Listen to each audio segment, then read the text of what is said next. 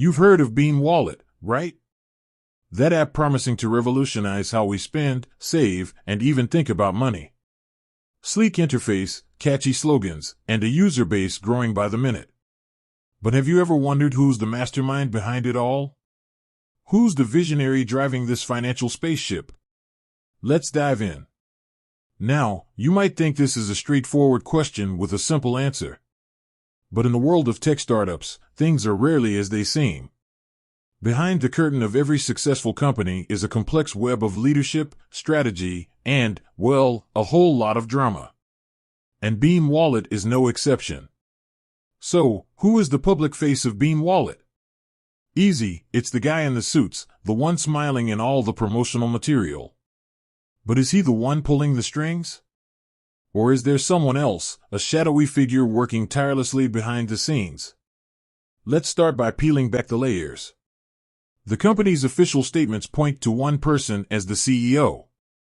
A tech guru with a proven track record, or so they say.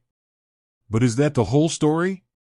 Remember, press releases are carefully crafted narratives designed to portray a company in the best possible light. There's a school of thought that suggests the real power lies elsewhere. Maybe it's a silent partner, a tech wizard who prefers to stay out of the spotlight. Or perhaps it's a board of directors calling the shots, with the CEO merely a figurehead. To get to the bottom of this, we need to do some digging. Let's analyze the company's structure, its funding, and the career trajectories of its key players. We'll look at patents, trademarks, and even social media to see if we can uncover any hidden clues. And we can't ignore the rumors. The tech world is rife with speculation, and Beam Wallet is no stranger to gossip. Some say there's a bitter rivalry brewing within the company. Others claim the CEO is about to be ousted in a dramatic boardroom coup.